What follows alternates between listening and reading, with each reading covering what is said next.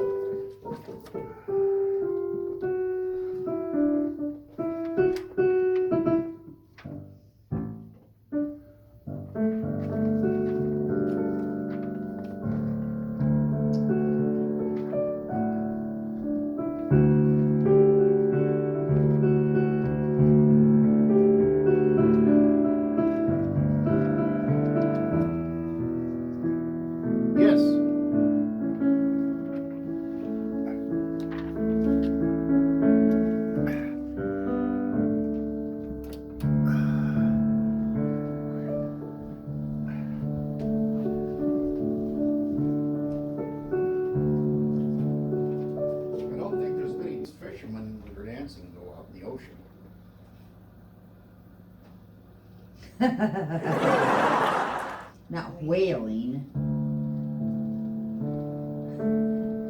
I don't know why. I like this song. A friend of mine wrote it and refuses to let his name be written on it, so I'm just, I stole it and I'll sing it anytime I want to, right? Yeah. He said it was his gift to the church or something, and it's like, but people should honor you.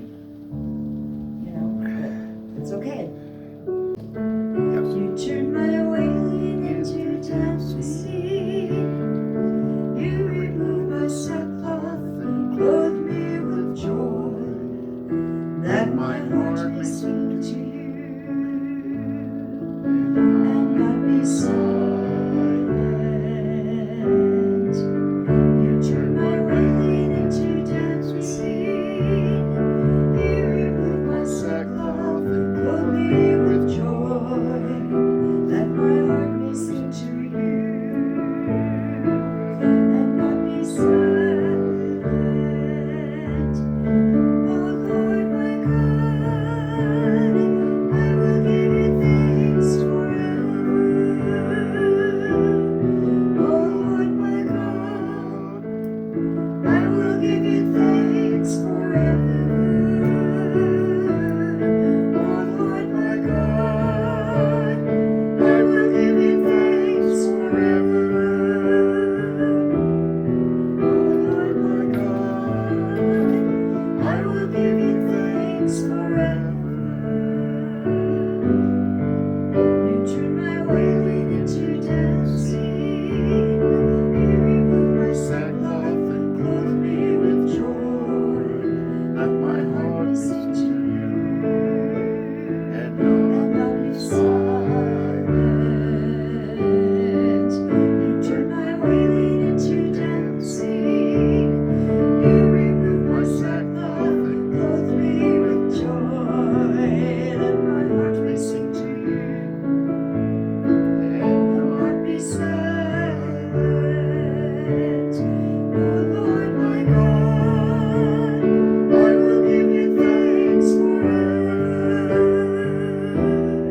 Oh Lord my God, I will give you thanks forever. Oh Lord my God, I will give you thanks forever. Oh Lord my God, I will give you thanks forever. Oh Lord my God, I will give you thanks forever. Oh Lord my God, I will give you thanks forever. Oh Lord my God, I will give you thanks forever. Oh Lord my God, I will give you thanks forever. Forever and ever.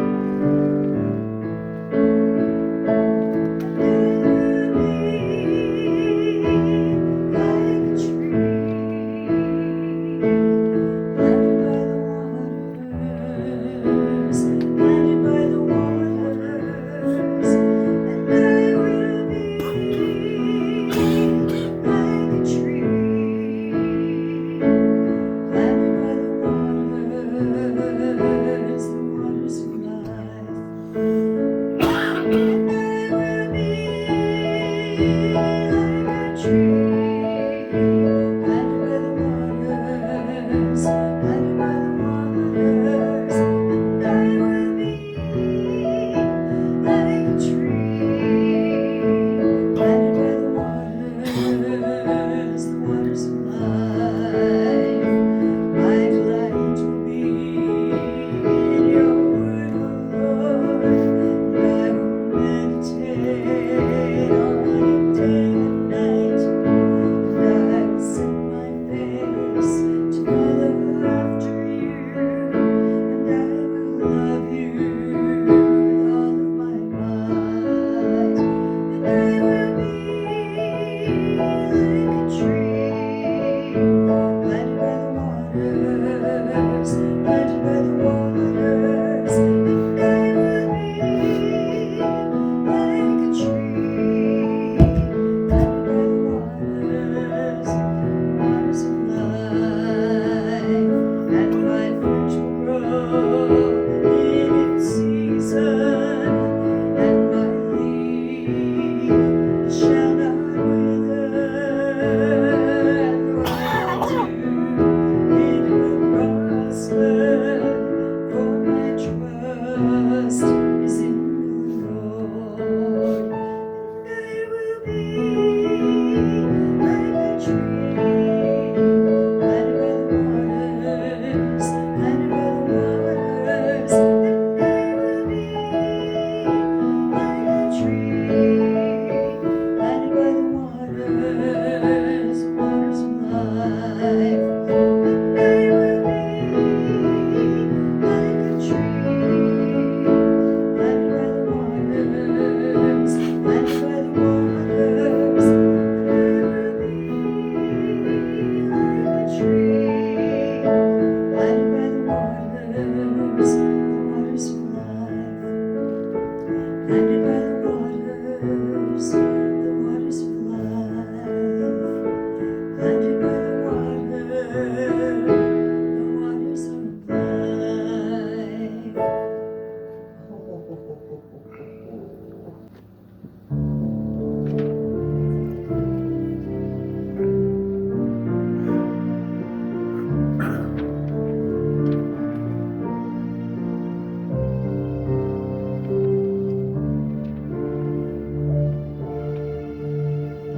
Blessed are you, O Lord our God, eternity's holy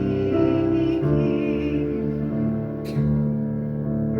Blessed are you, O Lord our God, whose word brings on the evening. Mark who at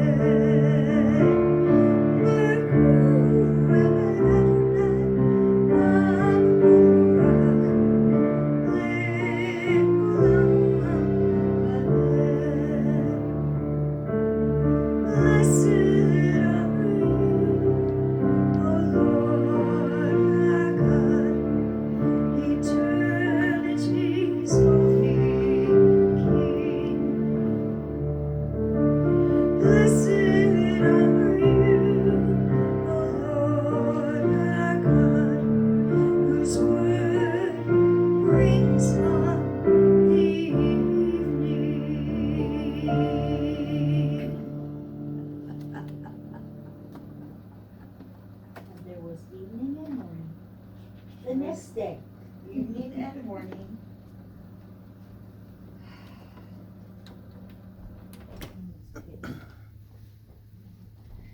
They're leaning.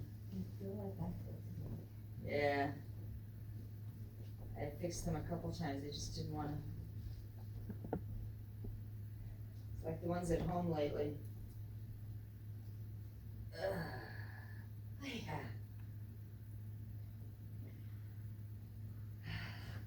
Turn that way. Does it matter? You guys can hear me, you don't have to hear me through the sound system, right? Take this off. My guitar rack can hold that.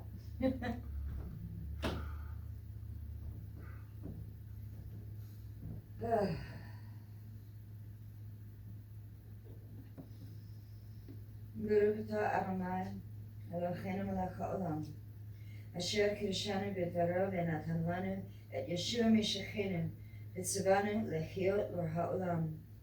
Blessed are you, Lord our God, King of the universe, who makes us holy through your word and has given us Yeshua the Messiah, and has commanded us to be a light to the world. Baruch atah Adonai, Eloheinu melech haolam, asher kiddushanu b'mitzvotav, Tzivanu lech.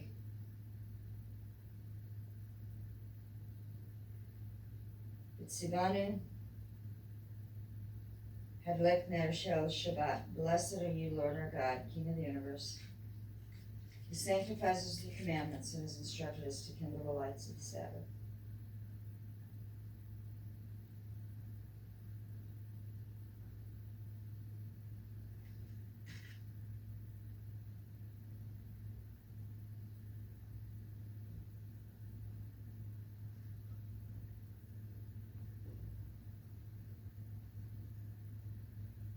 Technically, you're not supposed to blow them out because that's work. But yeah, right. So just sneeze. What? So just sneeze on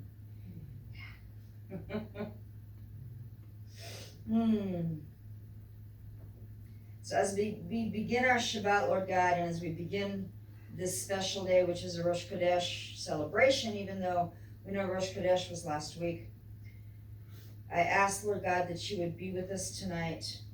Father, as we bless our sons and our daughters, we ask, Lord, may we make our sons to be like Ephraim and Manasseh, forgetting the things of the past and looking towards that which is in the future. And may our daughters be made like Sarah, Rebecca, Rachel, and Leah, who built the house of Israel. Lord, I love that that translation that was in that song, and that, Lord, that we want our children to be blessed by you. We want our sons to be strong. We want our sons to walk in health. And Father, we each have sons or sons-in-laws or grandsons that we would like to have walking in health. We would like to have walking in strength and in unity with you. Strength and unity with you. That, Father, the things which are hard in their lives will be things that they overcome. It will be things that will be stepping stones to take them to the place they need to be. And Father, for our daughters and our granddaughters and our daughters-in-laws and all of that, Father, I ask that you would help them to build their houses on you, build their homes on you, to be the women that you've called them to be, each one.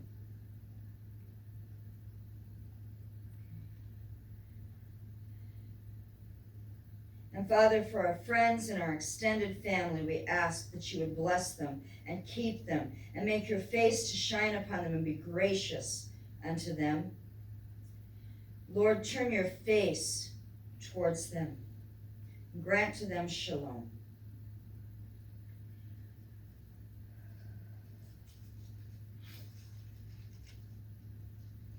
There was evening and there was morning the sixth day, and the heavens and the earth were completed with their entire array. And God completed on the seventh day the work that he had made, and he ceased on the seventh day all the work that he had made. And he blessed the seventh day, and he sanctified it, for he ceased from all his work on that day that God intended to create. And the fruit of the vine is the sanctification for that day. And there's 4 of us here, okay?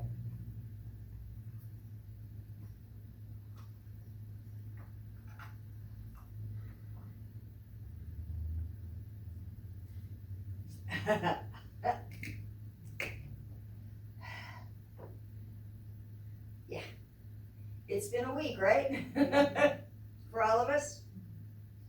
Let's see if I can do this without spilling it on my prayer shawl. That would not be good.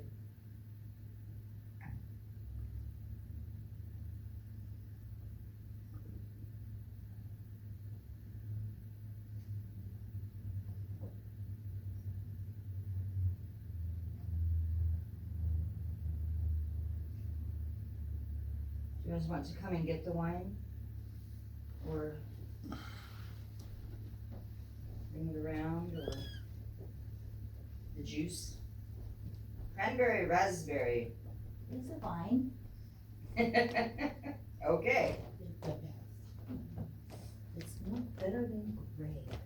Better than grape, huh? Do you want to do this one too? We will do that after, yes.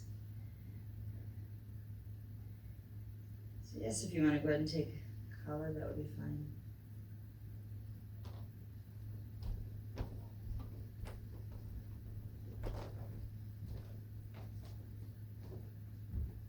Oh no, I spilled on my dinosaur. What? I spilled cranberry juice on my dinosaur. Right on his, the end of his tongue.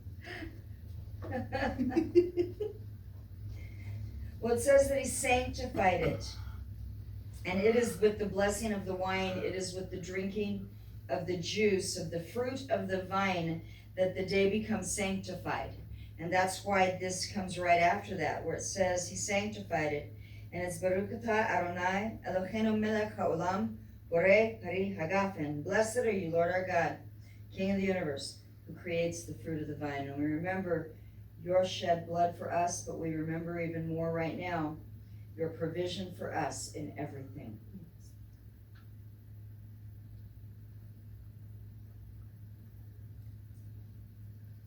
There is a sense which drinking of the juice, drinking of the wine, is a toast to the Lord. You know, he sanctified the day. He set it apart, making it different. And so we toast him. And we say, thank you for setting it apart and for making it different. Blessed are you, Adonai, our God, King of the universe, who has made us holy through his commandments and has been pleased with us, who has given us his holy Shabbat as a heritage, with love and with favor, as a reminder of the work of creation in the beginning, for that day is the foremost of our holy called out times, a remembrance of the exodus from Egypt. For you have chosen us and sanctified us from among all the nations. You have given us your holy Shabbat in love and in delight as our heritage. Blessed are you, Lord our God, who sanctifies the Shabbat. And we take the bread. And as I said a couple weeks ago, this is not the unleavened bread of sacrifice. This is the bread of fellowship. This is the bread of provision that God has given us in relationship and in provision that he's given us in our food and our daily bread. There are 2 loaves typically in the family to represent the double portion of manna that was given for the Shabbat.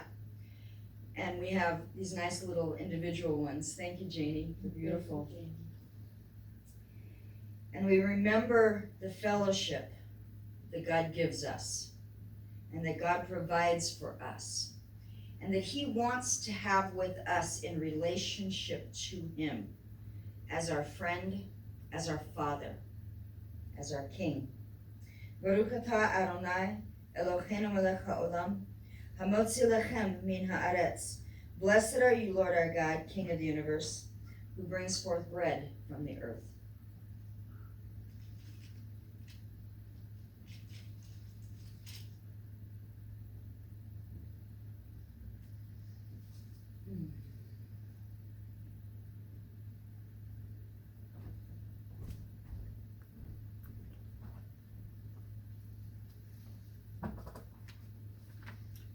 Joy isn't here to lead us in the Shema, so let's sing our version. How's that?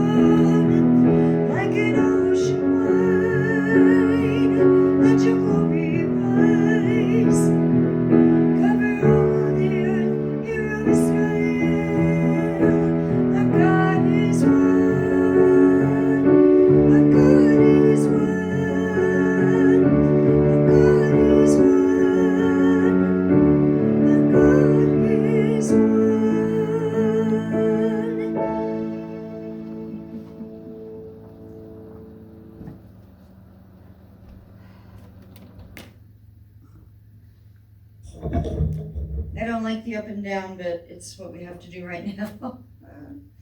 Anyway, do you guys want to read verses tonight? Because I have verses. If anyone wants to read? There are 10, I think, which is kind of one of those numbers. There's 3 of us. 3 to read. I can read too. Whichever ones people don't take, I can read from here too. So last month, the month of Tishri, it's a pretty hectic month, right? There's a lot we did. In fact, there's so much going on during the month of Tishri that we don't even celebrate Rosh Chodesh, technically, for Tishri. We don't talk about the actual new month in the same way as we do all the other months. Tishri, the Rosh Chodesh of Tishri, gives its place up to Rosh Hashanah, which gives its place to which leads to the high holy days of Yom Kippur and Sukkot. And so for Tishri, we don't celebrate it in the same way. Tishri is the month of creation, the month of the crowning of man as king in the garden, and someday I believe it will be the month of the crowning of the Messiah in the kingdom. The tribe of the month of Tishri is the tribe of Ephraim, who is the firstborn son of Joseph. And Ephraim gives up their place in this calendar for the coming King of Kings, the rightful ruler of Judah. While it is seen as an honor for Ephraim to give up their month, it is also a making right of a great wrong by one of the descendants of Ephraim, Jeroboam, who set himself up as king in the northern kingdom. He brought idolatry to the northern kingdom. He separated out from the household of David. He was not of the household of David. He was of the tribe of Ephraim. Just get this closer to me. Yeah, there. And he was so jealous of the house of David that he established a competing kingdom, including competing priesthood, competing place of sacrifice, and a competing festival cycle, totally replacing what God had done. And so in the month of Tishri, he gives his place back to the coming king, the rightful king, the son of David. But that was last month. A hectic month. A month where we did a lot. This is the month of Cheshvan, or Mar Cheshvan. Depends on where you're at in the system and how early in the calendar you want to look. Technically, this month began last weekend, beginning on Sunday and Monday, so the 18th and 19th of October were the formal Rosh Chodesh for the month of Mar Cheshvan.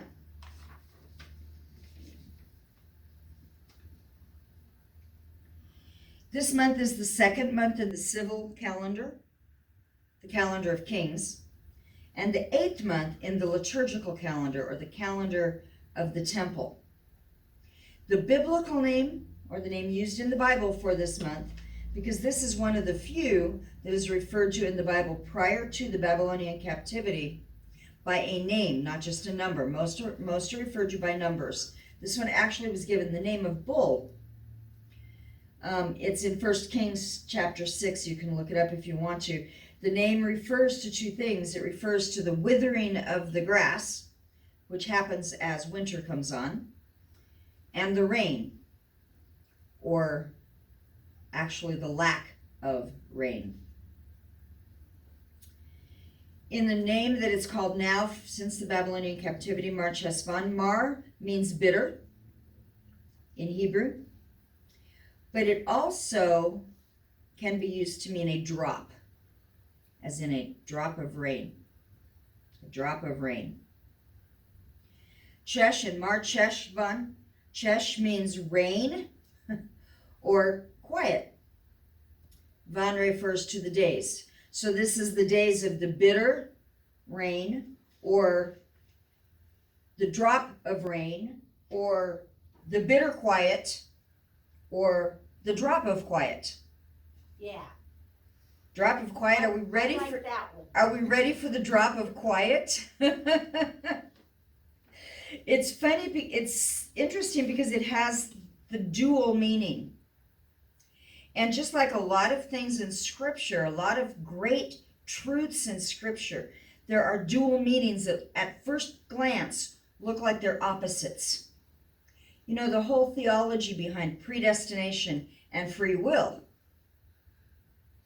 It seems to be an opposite. God has predestined you to be sons of God. Oh, but you have a choice. But God chose you. But you have, and there's arguments, and I have been in rooms and with people who argue so much on whether or not predestination means you actually have a choice, or whether or not you're having a choice diminishes God's predestination of you. And it's like, guys, okay, here's the truth. And here's the way I see it. They're two sides of the same coin.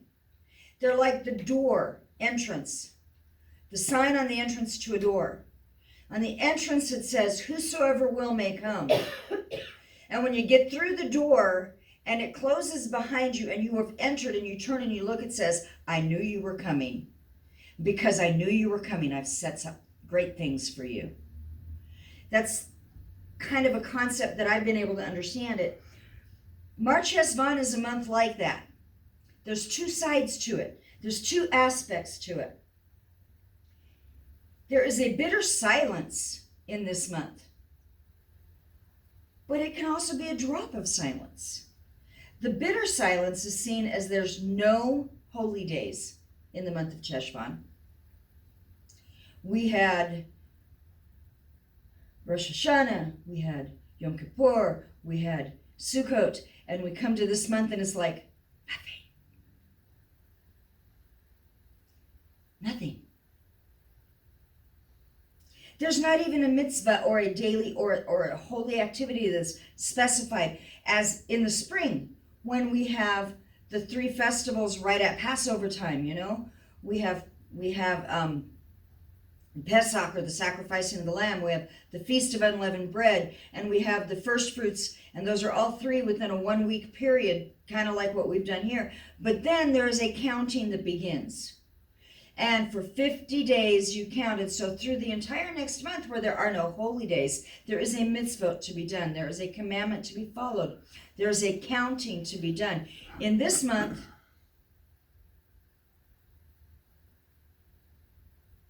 it's nothing. None. The quiet, though, honestly, doesn't have to be bitter. It can be good for us. It can be very good for us. Right now, we are coming at a place in our history, the history of the world 2020, where a lot of people have been sitting alone and in quiet for months. We've been under these orders where people have been closed in. We're just beginning to open up again, just beginning to let people expand, and some people are able to do so more than others.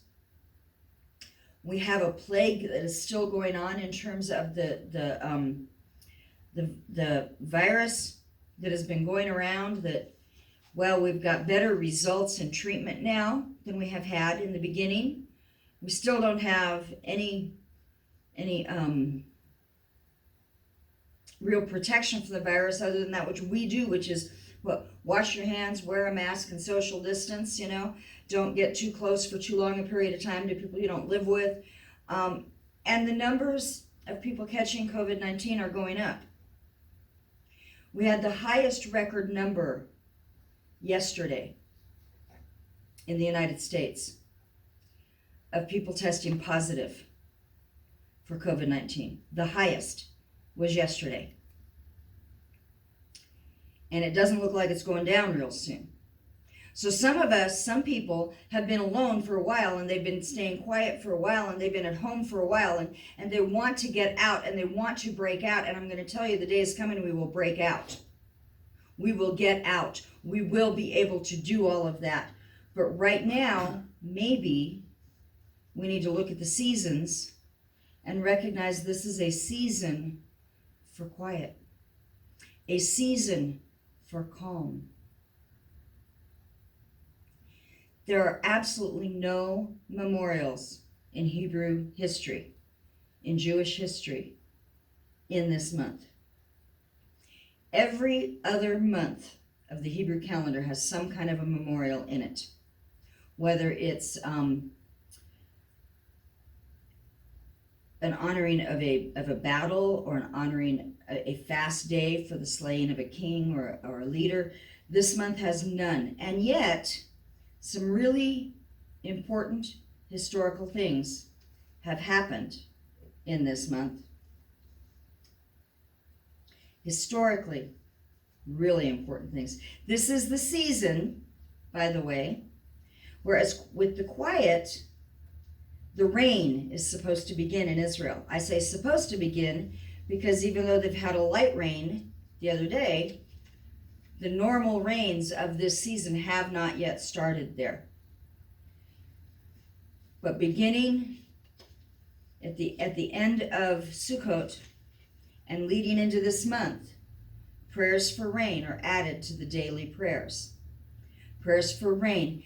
They are in a land that depends completely upon the rain, which means they depend completely upon God to provide the rain. They've had a little bit of rain, but there's still a drought. We're in a similar situation.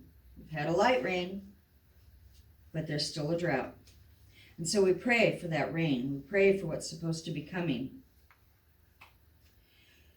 During the month of Cheshvan, if no rain has come by the 17th, then additional prayers will be added for rain. They will add another half hour to their morning prayer time just praying for rain. You might ask, why on the 17th of Mar Cheshvan would they make that the day to increase their prayer for rain if it hasn't happened yet? Because on the 17th of Mar Cheshvan is when the great flood began. Who has Genesis 7, verse 10? I do. You want to come up there? You can read it from there if you want to, or you can come up and read it. Okay. It's a short one, I think. Yeah. Genesis 7, verse 10. And it came to pass after 7 days that the waters of the flood were on the earth. Go ahead and read 11. In the 600th year of Noah's life, in the second month, the 17th day of the month, on that day all the fountains of the great deep were broken up, and the windows of heaven were opened. That's it, yeah. So it's 6 and 7. 10 and 11. Didn't write that down right. On the 17th of Mar Cheshvan, on the 17th day of the second month, in the 600th year of Noah's life, so he's 600 years old now, the fountains of the great deep open, and the windows of the sky open, and it began to rain. It says that it rained on the earth 40 days and 40 nights. We'll read about that tomorrow at our Shabbat service. What had happened just before this, on the 11th of Cheshvan, we had Noah's, I think would be an uncle, if I understand right, Methuselah, died. Now Methuselah was one of the men who lived the longest. His name literally means when he dies it will happen, or his Methuselah. There's a putting together of the letters of the name where it comes out basically saying when Methuselah is gone, there will be a great event. And Methuselah lived, and Methuselah died, and just a few days later, the rain started. The rain started. The 11th of Cheshvan is the day that Methuselah died. It's also the day that Rachel died, beloved wife. The beloved wife of Jacob, Rachel, she died on this day, on the 11th of Cheshvan. But in her death was the birth of Benjamin, the youngest son,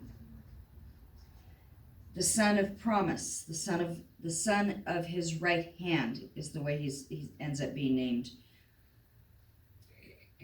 So we have Methuselah who dies, and then a great event happens.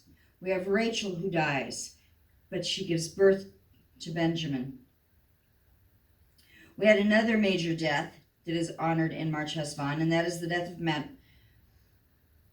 Mattiyahu. Mattiyahu was the father, the leader of the Maccabean revolt. He's the one that started it. When Antiochus Epiphanes tried to Hellenize the people of Israel, when he went to his town in the city of Moedim, Mattathias said, no, we're not going to do it. He killed the priest that was trying to get him to sacrifice a pig to God. And he said, if you are on the Lord's side, come with me. And they grabbed swords and they ran into the mountains. They began fighting the Greeks. He died on the 15th of Mar Cheshvan. But after his death, they had been fighting for a while. They'd had some victories. But they were still in the caves. They still weren't making major progress. He started it. His son, Yehuda, Judah the Maccabee, the hammer, he stepped up. He became the leader. And under the leadership of Yehuda the Maccabee, they were able to take Jerusalem back from the Greeks. They were able to take the temple back, and they were able to cleanse it. So through the death of Mattathias came sorrow, but it also was the impetus for his son to step up into his position. So Mar Cheshvan is one of those months where death is there, but there's also hope in this month. On the 27th of Mar Cheshvan, in the Hebrew year of 1657, it says in Genesis chapter 8 that the earth dried up. Let's read from Genesis chapter 8. Who has Genesis 8, 4 and 5? I do. Then the ark rested in the 7th month, the 7th day of the month, on the mountains of Ararat. And the waters decreased continually until the 10th month. In the 10th month, on the first day of the month, the tops of the mountains were seen.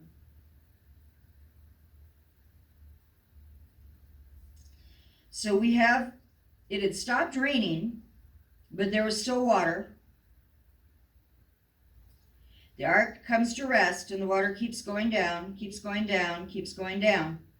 The first day of the 10th month, he could finally see the tops of the mountains. Was Genesis 8, 13 through 15.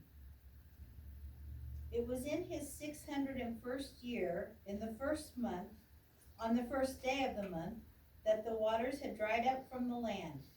Then Noah removed the cover of the ark, and he looked, and behold, the surface of the ground had dried up.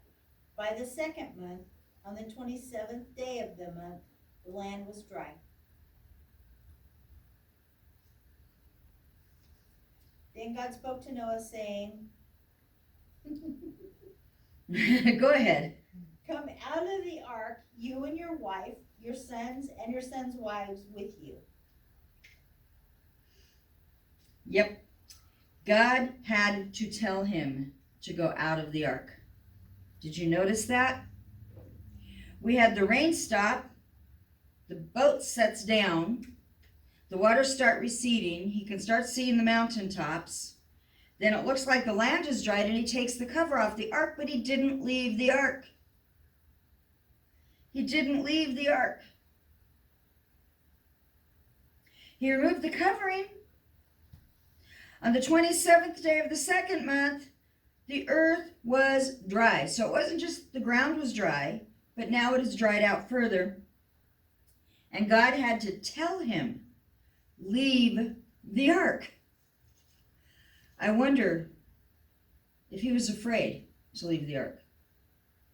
He'd been through a lot.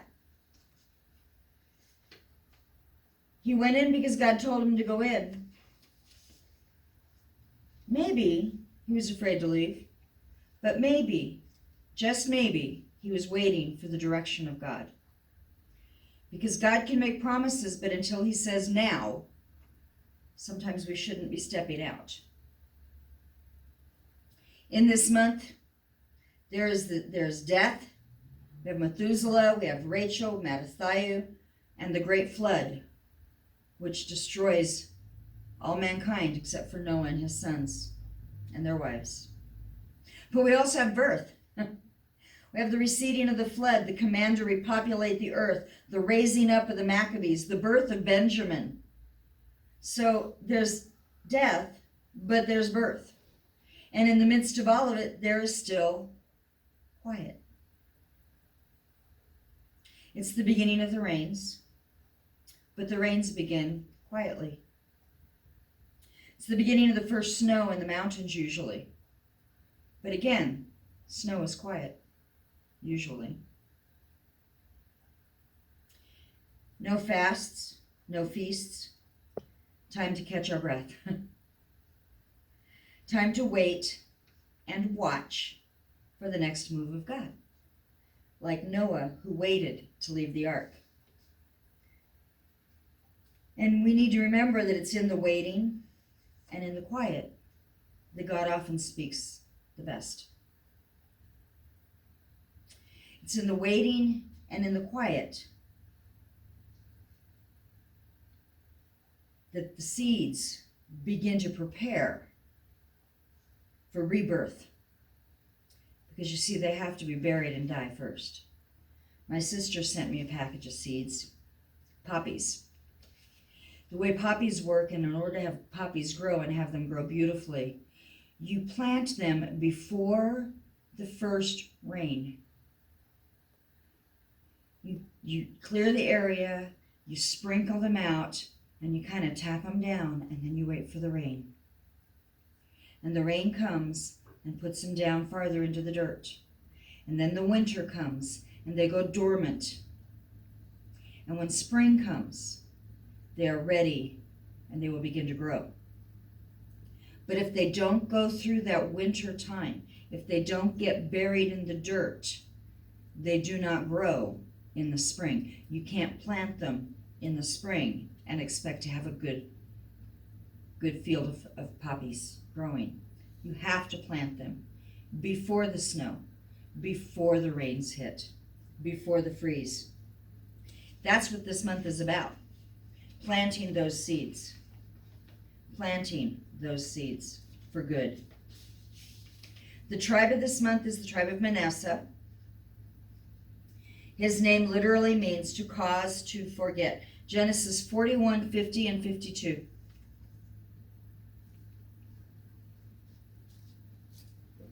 And to Joseph were born 2 sons before the years of famine came, whom Asenath, the daughter of Potiphera, priest of On, bore to him. Joseph called the name of the firstborn Manasseh, for God had made me forget all my toil and all my father's house. And the name of the second he called Ephraim, for God has caused me to be fruitful in the land of my affliction. Manasseh, to cause to forget. God has caused me to forget the pain, to forget the backstabbing of his brothers, to forget the betrayal. God caused him to forget that. After these sons were born of Joseph, after his trials in the land of Egypt, and before the great famine. After the famine, after his family came and joined him there, Ephraim and Manasseh were both adopted by Joseph's father, Jacob, who has Genesis 48, verses 1 through 6. After these things, someone told Joseph, "Behold, your father is sick." So he took his 2 sons, Manasseh and Ephraim, with him. When someone told Jacob, saying, "Behold, your son Joseph has come to you," Israel summoned his strength and sat up in the bed. Then Jacob said to Joseph, "El Shaddai has appeared to me in Luz, in the land Nope. El Shaddai appeared to me in Luz, in the land of Canaan, and blessed me. He said to me, I'm going to make you fruitful and multiply you and turn you into an assembly of peoples, and I will give this land to your seed after you as an everlasting possession. So now your 2 sons, who were born to you in the land of Egypt before I came to you in Egypt, they are mine. Ephraim and Manasseh will be mine, just like Reuben and Simeon. And a descendant of yours, whom you father after them, will be yours. They will be identified by the names of their brothers for their inheritance. So any children that come after Ephraim and Manasseh, they will belong to they will belong to Joseph. Their inheritance will have to come through either one of their brothers. They either have to align with Manasseh or they have to align with Ephraim. Which is kind of an interesting way of doing it. In adopting them, putting them together, making them to be his sons, he ends up giving to Joseph that double blessing of a firstborn. Because now we have Joseph has his inheritance. Ephraim will have his inheritance. Manasseh will have his inheritance, which is 3 portions of inheritance among the 12 sons. So now it's not just 12 sons. It's 13, 14 sons. Because Joseph was still counted. So it gives a greater inheritance to Joseph and his descendants than any of the brothers would have. Even the firstborn, who was supposed to have a double portion. And he blessed them. He didn't just adopt them. He didn't just say, okay, they're mine and there's an inheritance for them. He gave them a blessing before he blessed any of the others. Genesis 48:15 through 20. And he blessed Joseph and said, God before whom my fathers Abraham and Isaac walked, the God who has fed all my life long to this day, the angel who has redeemed me from all evil, bless the lad. Let my name be named upon them, and the name of my fathers Abraham and Isaac, and let them grow into a multitude into the midst of the earth. Now when Joseph saw that his father laid his right hand on the head of Ephraim, it displeased him. So he took hold of his father's hand to remove it from Ephraim's head to Manasseh's head. And Joseph said to his father, Not so, my father, for this one is the firstborn. Put your right hand on his head. But his father refused and said, I know, my son, I know. He also shall become a people, and he also shall be great. But truly his younger brother shall be greater than he, and his descendants shall become a multitude of nations. So he blessed them that day, saying, By you Israel will bless, saying, May God make you as Ephraim and Manasseh. And thus he said Ephraim before Manasseh.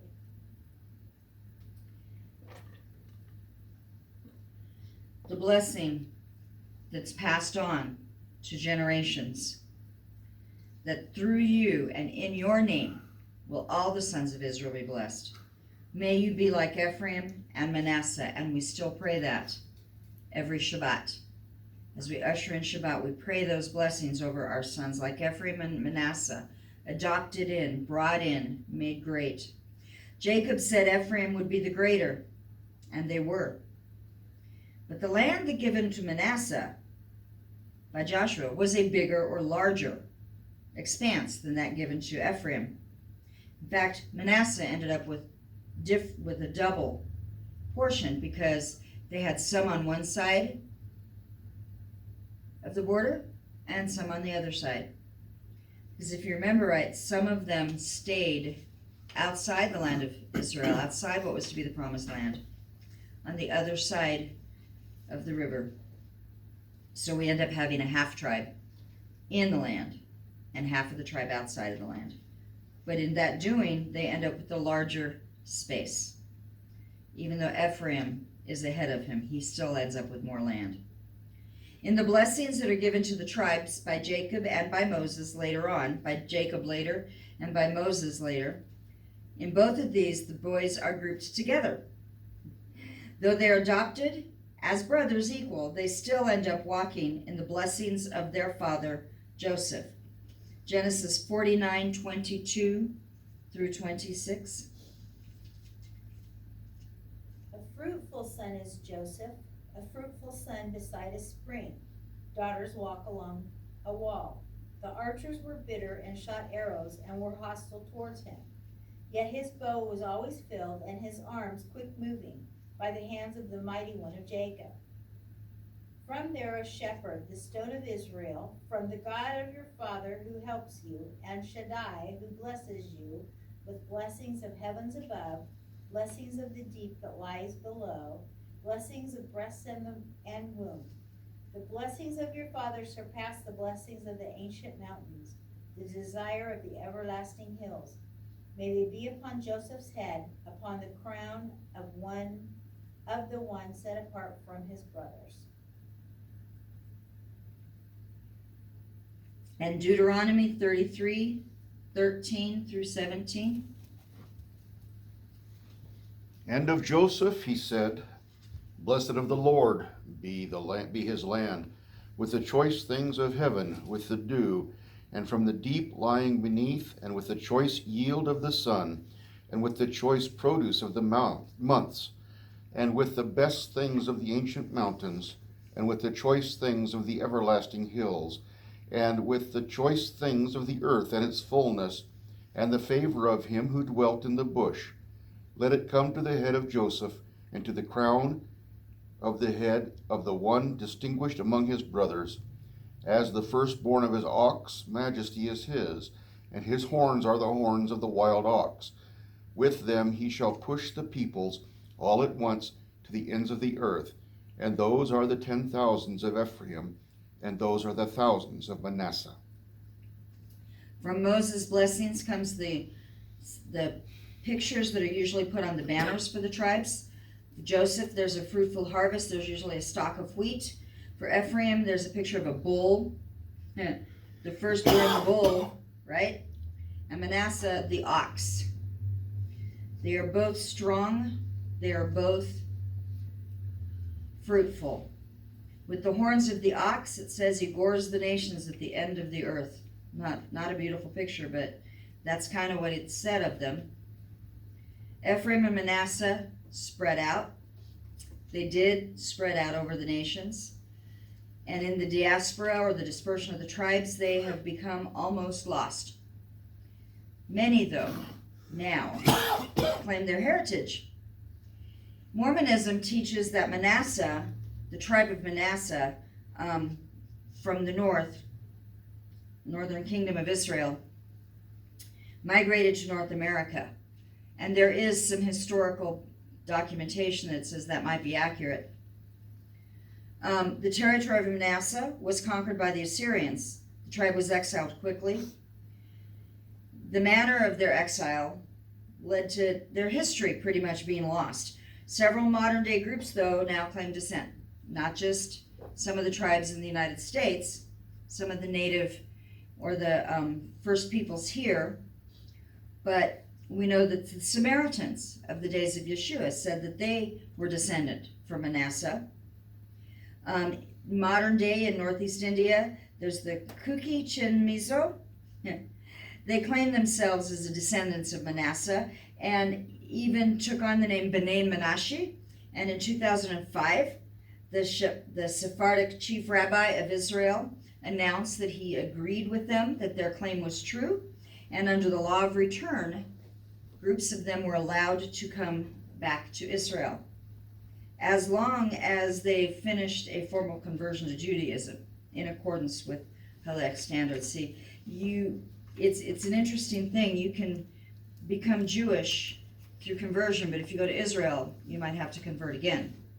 And these were accepted as being descendants, but not full-on Jews. So they could come, but they had to agree to a full conversion. There are also some in Africa that claim Ephraim and that it's been agreed that they probably are of the tribe of Ephraim, and some of them have been allowed to enter back into Israel under the same stipulations. Manasseh, as I mentioned before, was a tribe that split. Half of them settled east of the Jordan, half of them did not. Half of them stayed on that eastern portion and said, we want our families to be here. And half went on into the land, and they were given a very large portion. Sometimes when you read in scriptures, we read, especially like in the book of Judges or Joshua and Judges, we read a story and it'll say, and the half tribe of Manasseh, the half tribe of Manasseh. That usually refers to the half of the tribe that is in the land of Israel. It is from that group that the daughters of Zelophehad stood up. Some of you might remember their story. Their father had died without a son. And so in the dispersion and the giving of the territory, in the giving of the land to the tribes, because their father had no son, their father's family was not given a portion or an inheritance, and they stood up and said, this isn't right. This isn't right. Our father, his children, should have a part of that inheritance too. Joshua 17, verses 3 through 6.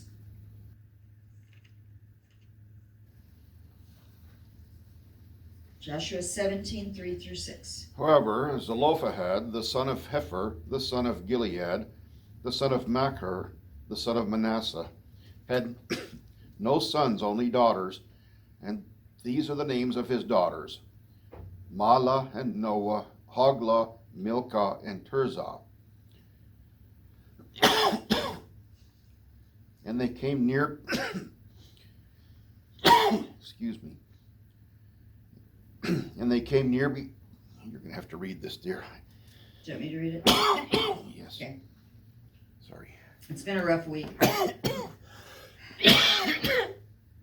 They approached Eleazar the Cohen and Yehoshua the son of Nun and the leaders, and they said, Adonai ordered Moshe to give us an inheritance together with our kinsmen. So they're reminding them that they had already asked for this. Therefore, in keeping with Adonai's orders, he gave them an inheritance together with the kinsmen of their father. Thus 10 parts fell to Manasseh in addition to the land of Gilead and Bashan beyond the Jordan, because the daughters of Manasseh had an inheritance along with his descendants. The land of Gilead belonged to the rest of the descendants of Manasseh. They stood up for what was right. And they had already asked Moses. Moses had gone to the Lord, and the Lord had said it was right. And then when it was time to put the lands together to specify who was going to live where, they had to remind Joshua that they had an inheritance too. But they stood up and they did that. Their doing so changed the laws. Their doing so changed the laws of inheritance in the land of Israel, standing up for the rights of the daughters. Out of the tribe of Manasseh, we have several judges that came that are listed in the book of Judges. Sadly, most of them were not particularly good. The first of them was Gideon, and he started off really good. You know, we all know the story of Gideon. He was hiding in the cave, and God called him, and Gideon and his mighty men, the 300 that did great and chased off the enemy, and God gave him a major miracle through him. And yet, at the end of his life, Gideon was erecting altars and idols to other gods. Abimelech was the next judge that came from the tribe of Manasseh. And he was both good and bad. He started off good, and he did some good things and then not so good things. One of the not so good things was when he went and tried to wipe out all of his brothers because he wanted to be a king. And he tried to wipe out all of his brothers, and he missed one. And that was the youngest one. And the youngest one's name was Jotham. And he too became a judge in Israel. But he was not a good judge. He was not good in terms of righteousness. He was bad. He was mean. And he went from bad to worse as a leader. So Abimelech who had started off kind of good, but then came in and tried to secure his position, and in so doing caused great bloodshed, led to the next one being starting off with great bloodshed and just continuing in it. The story of those two brothers is horrible, how they treated each other and how they treated other people in Israel and in their tribe. Then there was another one that came up. His name was Jair in Judges chapter 10, and the scripture says of him that he was good. He was a Gileadite, and he judged Israel for 22 years, and he did so righteously. Then Jephthah, who was also a Gileadite, who also would have been Manasseh, he was also good. So we had some not so good, then we had some good, and then we have the last one I'm going to mention, who is a very special one, because I don't know for sure that he is of the tribe of Manasseh, but he came from the land that they were given. The reason I don't know if he was from the tribe of Manasseh is because he is referred to as a Tishbite, which is the name of a city or the name of a group who were not sons of Jacob. They were not sons of Israel. But it says that Elijah, the Tishbite, was of the inhabitants of Gilead. And so it is greatly assumed that he is of the tribe of Manasseh because they were given that land. Whether he was of that tribe or not, he was a prophet from that area. He was a prophet who led to the coming of the king. There was a prophet that stood up. There were judges who came from Manasseh. Most of them ended badly. Most of them started well. Some of them started well and turned and went after other gods, but with the good was also judgment. Just as the rain of the month will bring needed water, and the rain of the flood brought destruction. But in both cases, there is promise of life. There is promise. The birth of Benjamin came from the death of Rachel, but there was life. In this month was given the promise of the rainbow. That God has said, I will never again flood the earth. God has said, I will give you a provision for salvation always. The ark and the story of the ark is a picture of the promise of God's salvation, and it is shown in this month, even through the death that was there. Elijah, who comes from that land, is the one who heralds in the Messiah. Some believe that this month has no major festivals, no major holidays, no major remembrances, because it is a month that is reserved for Mashiach, or Messiah. To the tribe of Manasseh, we have been given one who heralds in the great Messiah. To the tribe of Manasseh, we were given a month of rain and snow, the month of flood, but also the month of the ark, the month of the rainbow, the month of the promise, the month that says to us, no matter how dark it gets, no matter how heavy the rain, salvation is coming. No matter if it looks like death, there will be life. There will be life. God has promised. Messiah has come. Messiah is come. Messiah will come. But sometimes we have to sit and quietly wait. In this month where there's quiet and rest from the hectic days of the festivals, it's a good time to catch our breaths. It's a good time to rest. It's a good time to watch for what is God getting ready to do. And just as we look around us and we see signs of death in these times, I don't know about you, but I've seen the leaves changing on the trees. The colors of the leaves are changing. We live in an area where fall is very real. The colors of the leaves change and they fall, right? They come, they fall down. We've got ground cover in front of our house that is beginning to look a different color than it did before because it's getting cold. and it's a succulent, and it doesn't like the cold very much. It's getting ready to go dormant.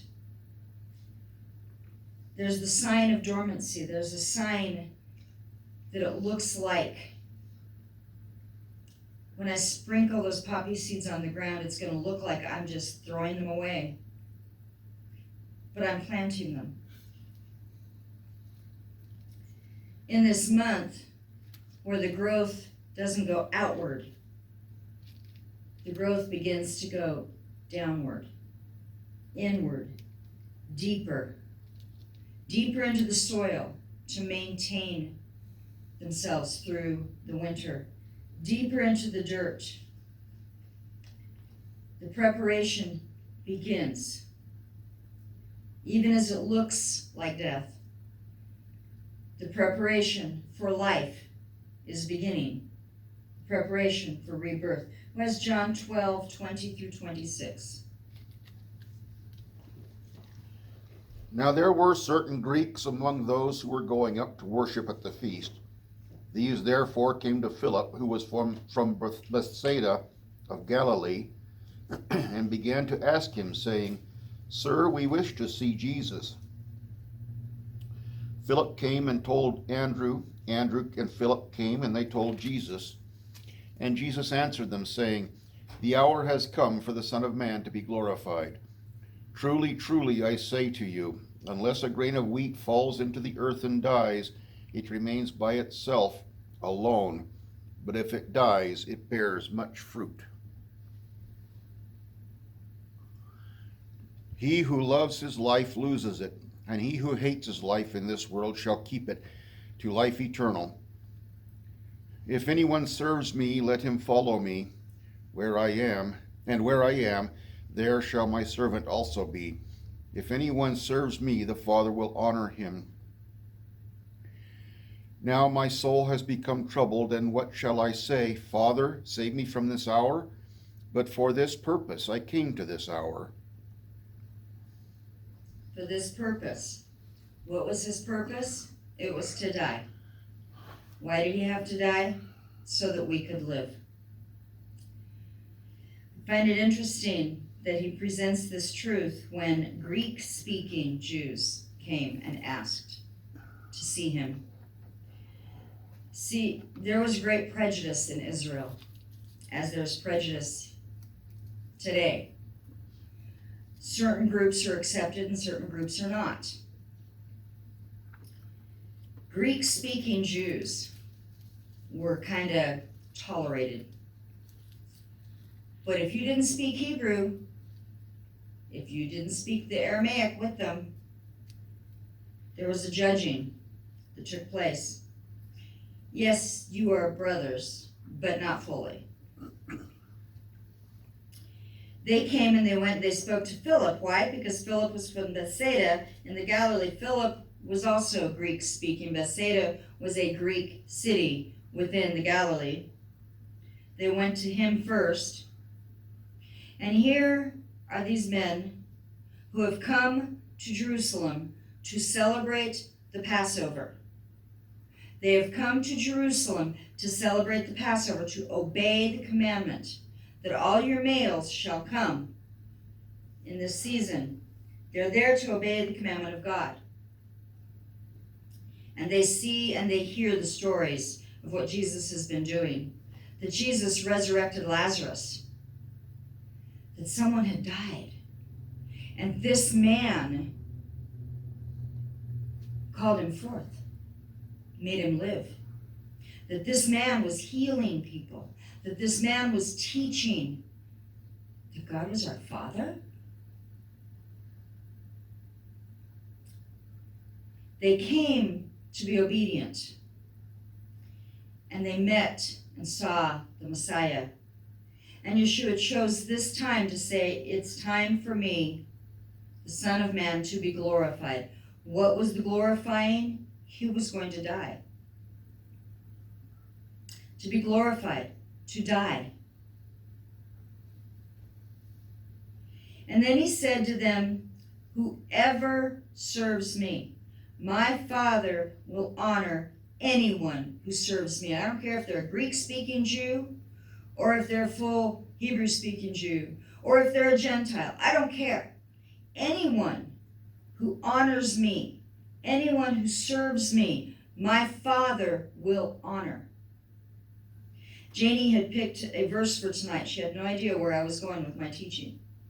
I love this because God puts two and two together sometimes in ways we don't understand. And this is the verse that she chose for this month, or that God gave to her. So God gave her that verse, and God gave me this thing about, whoever serves me, I will honor. Whether you're of the tribe of Manasseh, or Ephraim, or Joseph, or whether you're a tribe of Judah, or whether you're a tribe of Zebulun, whoever serves me. This is the month of Manasseh. But whoever serves me, whether you're the son or whether you're a daughter, you serve me, I will honor you. That's what he says, and here is the verse. Leviticus 26, 3-4. If you walk in my statutes and keep my commandments and perform them, then I will give you rain in its season. The land will yield its produce, and the trees of the field shall yield their fruit. When we obey him, then he gives us rain in its season. There's a verse that says, in the season of rain, pray for rain. This is the season of rain, so we will pray for rain. This is the season to grow deeper, so we will pray to grow deeper. This is a season where we prepare to bear the fruit, where we trust him, that as we obey, as we keep his commandments, as we walk in his ways, that he will give us the rain in its season. He has made a promise. It may not feel like it. We may feel like we're in a drought. We may not feel like we are being planted. We may feel like we're being buried. But really, we're being planted. We may feel like the rain has come to the point that we're flooded. I don't know about you, but this year has just been one thing after another, and I think that's been true. I mean, even the joke on the joke that's been going around and that I've heard people say is, what level of Jumanji is this month? What's going to be the major catastrophe? I had to try to explain that Jumanji thing to my granddaughter because she didn't understand it. She's never watched that movie. If you've never watched the movie Jumanji, it's a pretty intense movie. I enjoyed it. But there's just one bad thing after another that happens, and it's a game they're playing, and every time they roll the dice and it hits another square, something else horrible comes, something else evil comes, something else that causes hardship comes. There's more fear, there's more, from vines that try to wrap around your leg and pull you down to monkeys that try to hit you and beat you up and steal cop cars, right? It's just one thing after another, after another, after another. That's what this year has been like. But he promises that if we will walk in his statutes and keep his commandments in the right season, the rain will come. When the rain comes, the drought is broken. The plants can grow. The fruit can come, and it can be good fruit. If we will follow after him, not half-heartedly like some of the judges that we read about, who followed him for the signs, followed him for a few things, who stepped up, Gideon was phenomenal, man of mighty valor, and I used to think he was such a wonderful man, and then I read about his last days, and I thought, how did he do that? How did that happen? We don't want to be like Gideon. We want to be like Elijah, turning the hearts of the fathers to the children, like Elijah, declaring the coming of Messiah. We want to be one of whom is given a portion towards the salvation of the people. We want to obey him and honor him and pray for the rain and trust. It's a big word. Trust.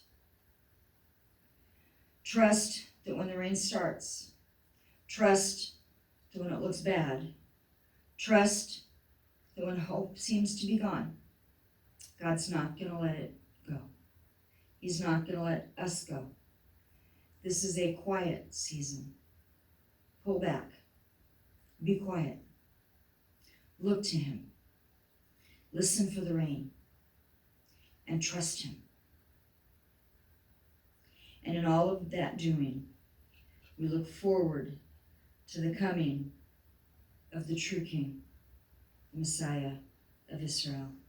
Abba, Father, I thank you for today. I thank you for this month. I thank you for what you're doing. And I thank you that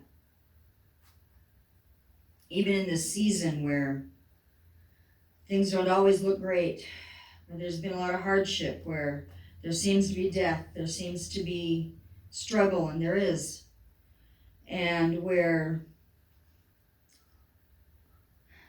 things are shifting and changing and the season is changing. Father, help us to trust you, to look to your promises, and to know that you will fulfill them.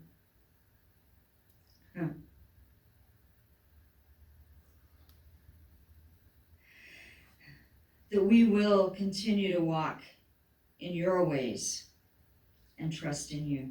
In the name of Yeshua, amen and amen. I started laughing almost because I'm hearing a song. It's from a Broadway play, Broadway musical, you know. What is it? It's walk on through the rain, walk on through the storm, though your dreams be sad and gone. Walk on with hope in your heart, and you'll never walk alone. Walk on, keep going. I'll have to look for that music. I haven't done that one in years. It's like, whoa. But we'll walk on. We'll keep going. And it will be good. God will make it good. The Lord bless you. The Lord bless you And keep you. and keep you. The Lord make his face to shine upon you. The Lord bless you. The Lord bless you. And keep And you. keep you. The Lord make his face to shine upon you and be gracious unto you, and be gracious unto you. The Lord lift up